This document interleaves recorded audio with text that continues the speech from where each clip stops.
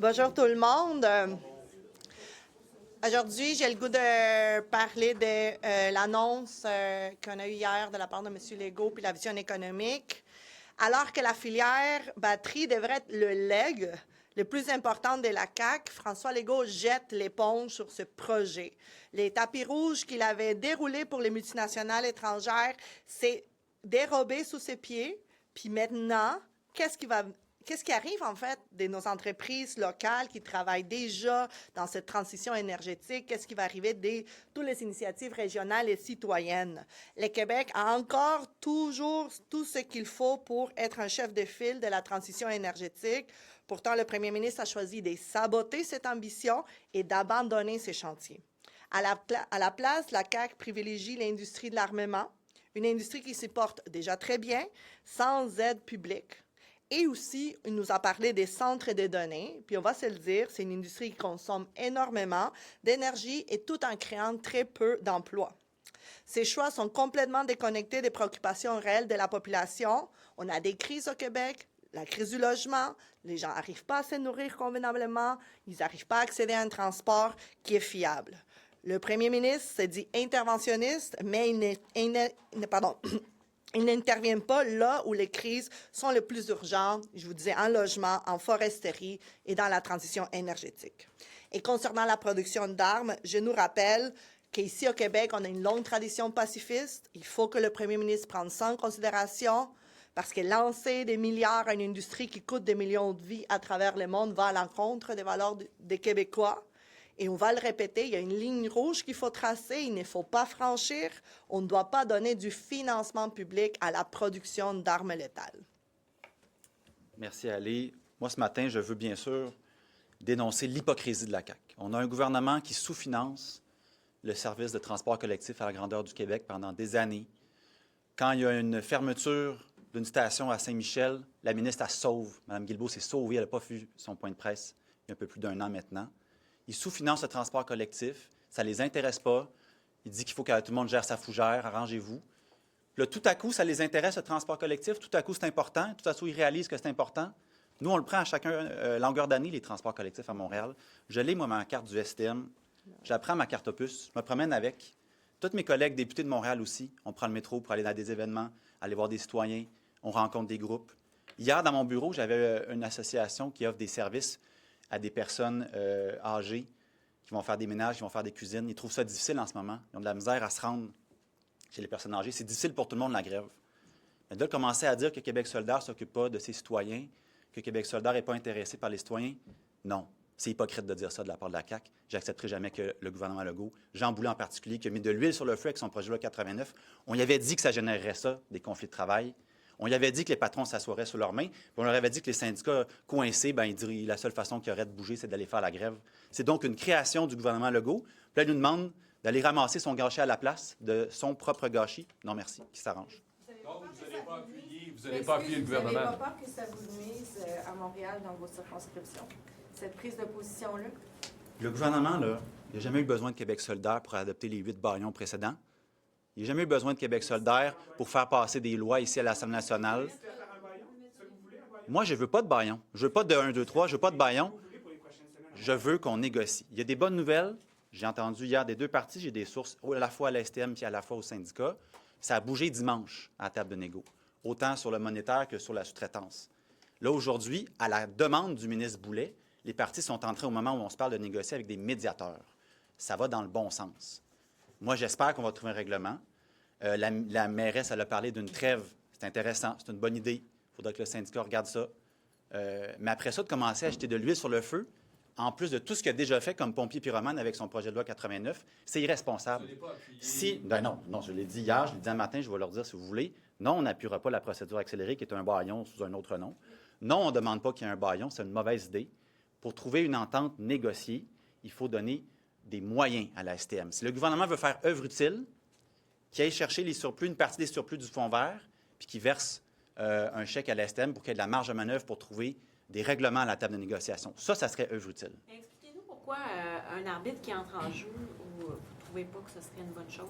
Si un arbitre arrive avec cette loi-là, par exemple? Vous voulez dire, suite à l'adoption de l'entrée en vigueur de la 89, Ouais, c'est ça. les arbitres, c'est pas ça peut apaiser une situation, mais il n'y a rien qui remplacera jamais une entente négociée. C'est la meilleure façon d'avoir une paix industrielle à l'intérieur d'une entreprise privée ou publique d'ailleurs. L'arbitre peut être potentiellement une solution. Des fois, les parties le réclament. Hein. Dans le cas des médecins, les autres eux-mêmes le réclament, l'arbitrage. Ce n'est pas quelque chose qu'on peut exclure, mais c'est toujours mieux une entente négociée pour la paix industrielle. Québec solidaire avec ce dossier-là, là. Défendre vos électeurs, puis en même temps défendre votre position ici, là. Moi, je défends la STM et les usagers de la STM à longueur d'année. Je les défends tout le temps. Quand la métro Saint-Michel a fermé puis la ministre s'est sauvée en courant, j'étais là, moi. J'étais allé faire un point de presse pour réclamer de l'argent. Dans les études de crédit, qu'on demande plus de financement pour la STM et les autres transports collectifs, dans la grandeur du Québec, d'ailleurs, on est là. Fait que je ne me sens pas tirailleux du tout. On défend la STM à longueur d'année, nous autres ici. Fait qu'il n'y a pas de leçon à recevoir de personne, certainement pas de la CAQ. Tantôt, le chef libéral, M. Rodriguez, a dit que votre opposition, celle de Québec solidaire, était déconnectée. Elle était déconnectée de la population de Montréal qui vit les contre-coups de cette grève-là. C'est quand la dernière fois que M. Tanguay, c'est ça, qui a dit ça? Monsieur Rodriguez. Je ne sais pas c'est quand la dernière fois qu'il a pris le métro, M. Rodriguez. Il y a un nouveau chef, oui, c'est ça. Je ne sais pas c'est quand la dernière fois qu'il a fait un tour de métro, M. Rodriguez. Peut-être que c'est lui qui devrait faire un petit tour pour voir que les services publics, les services de transport collectif, il faut qu'ils soient mieux financés. Il était où quand on réclamait plus d'argent pour les transports collectifs? Il était où? Bien, qu'il fasse son bout. Qu'il nous appuie quand on demande à ce qu'il utilise les surplus du fonds vert pour payer les transports collectifs, plutôt que son idée un peu folle d'aller faire le versement à fonds de génération, de construire des autoroutes avec ça, ou même le troisième lien. C'est complètement délirant, ça. Vous appuyez donc à 100 les syndicats dans ce conflit-là? Moi, je ne suis pas à table de négo. Moi, je ne suis pas en train de décider qu'est-ce qui est juste ou pas comme rémunération, comme revendication syndicale. Ça leur appartient, c'est aux membres de faire ça. Je vous dis même que la proposition de la mairesse de regarder pour une trêve, je trouve ça intéressant. Je trouve que c'est une belle contribution qu'a fait Mme Martinez aujourd'hui. Après ça, je ne suis pas moi qui vais aller négocier à leur place. Mais de commencer à dire que c'est à cause de Québec solidaire qu'il y a une grève à Montréal, jamais que je vais accepter ça. La grève, on le redit l'année passée, vous étiez là, vous avez entendu les audiences, vous avez entendu les études détaillées. Provoquer le projet de loi 89, c'est pousser les employeurs à arrêter de négocier, puis c'est pousser le syndicat vers la grève. Ça va générer des conflits, et c'est exactement ça qu'on vit. Mais il va rester 2 semaines, dans le sens où si ça ne passe pas aujourd'hui, c'est le 30 novembre que ça va passer. Donc, c'est pas un peu faire souffrir les Montréalais pour 2 semaines? Je souhaite la fin de la grève comme tout le monde. Je la souhaite avec une entente négociée. Là, les échos qu'on a, c'est que ça avance. Ça fait 20 mois qu'ils négociaient, je pense. Le syndicat, c'est quand même long, là, on va s'entendre là-dessus. Puis ça a débloqué en fin de semaine. Alors, je croise mes doigts et j'espère et je souhaite de tout cœur que ça se règle aujourd'hui ou en tout cas dans les prochaines heures, prochains jours. Les échos que j'ai sont bons pour l'instant. C'est très bien. Alors, si on était capable d'avoir une entente puis qu'il y avait une trêve, ça serait la meilleure situation. C'est symbolique plus qu'autre chose, votre position, là, parce que ça va aller de l'avant, oui, là, comme l'a dit ma collègue. D'ici le 30 novembre, le 30 novembre, ça va de l'avant, là, cette loi-là, autrement dit, ça entre en vigueur. La loi 89. Oui, la loi 89. exactement. Oui, c'est ça.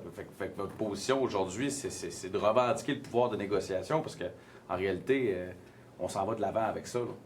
La loi entre en vigueur, en effet, à la fin du mois de novembre. C'était ce qui a été prévu, ce qui a été mis en place par le M. Boulay.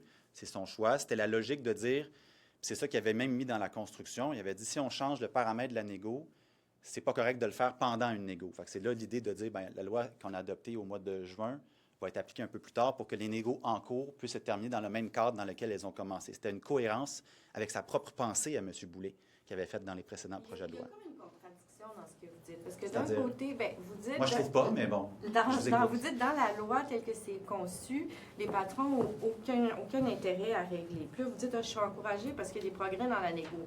Fait que dans le fond, vous êtes confiant qu'avant les 2 prochaines semaines, ça pourrait se régler. Mais vous dites aussi que vous êtes convaincu que ça ne va pas se régler. Fait que c'est comme si vous condamniez les usagers à 2 semaines. Je comprends votre question. Alors, moi, ce que je vous soumets, c'est que le déclenchement de la grève, le fait qu'il y ait eu grève massive comme celle qu'on connaît, c'est la conséquence du projet de loi 89. Après ça, maintenant qu'elle est déclenchée, puis se joue un certain rapport de force, je ne suis pas nécessairement étonné qu'il y ait du mouvement à la table. Parce que les dirigeants de la STM le voient bien que c'est tout croche, que ça a des conséquences économiques. Ils lisent les journaux comme vous et moi.